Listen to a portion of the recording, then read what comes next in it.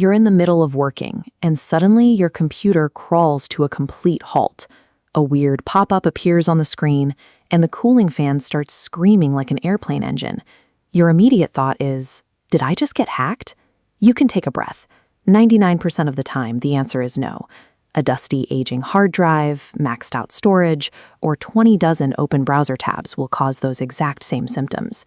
Determining if a machine is actually compromised requires looking at the computer like a biological system. A hack functions like a low-grade fever, a series of quiet, persistent signals that something is wrong internally. Despite what cinematic, flashing red pop-ups want you to believe, real compromises do not announce themselves. They are designed to run quietly in the background without drawing your attention.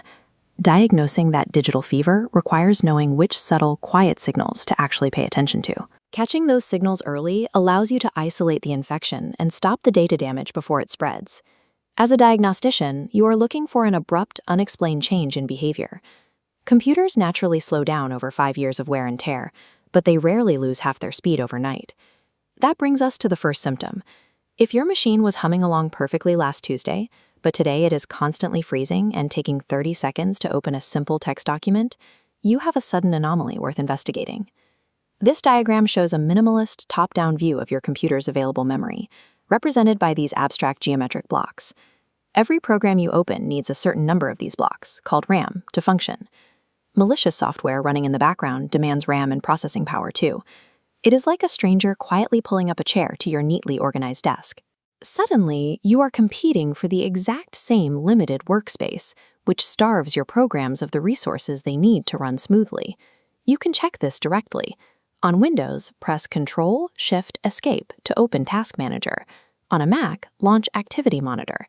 Look for unfamiliar programs hoarding massive, unexplained chunks of your CPU or memory. The second symptom is visual clutter you did not authorize. You might open your browser and find a completely different homepage, or notice a new search toolbar sitting at the top of the window that you definitely never installed. This often escalates into aggressive pop-up advertisements, particularly fake virus warnings urging you to call a toll-free number or click a suspicious link to fix your computer. This is a common class of malware called adware. Adware is generally a lower-level nuisance compared to other threats, but it provides a definitive signal. It confirms that an external program bypassed your system's defensive perimeter without your permission, and the machine needs to be properly and formally cleaned. Symptom 3 raises the threat level.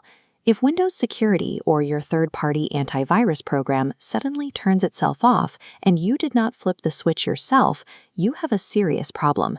Severe, deeply embedded malware needs your defenses completely out of the way. It will actively target and disable your security software first, clearing a path so it can survive and root itself into your file system without triggering an alarm. Symptom 4 is the one that causes immediate panic. You are reading an article alone in a dimly lit room, and that small green indicator light next to your webcam lens suddenly illuminates. This is typically the result of a remote access tool, a piece of software that gives an attacker the ability to view and control your machine from afar. This represents a severe privacy breach, granting an attacker real-time surveillance of your physical room and total access to your local files. The fifth symptom often appears before you notice any physical quirks on the computer itself. You start getting unsolicited password reset emails, your contacts ask why you sent them bizarre links, or you receive security alerts about a login attempt from a country you have never visited.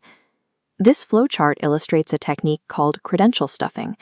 Your local computer might be perfectly clean, but your password was exposed in an unrelated corporate data breach. Attackers take that single stolen password and automatically test it across your email, banking, and social media accounts to see what else unlocks.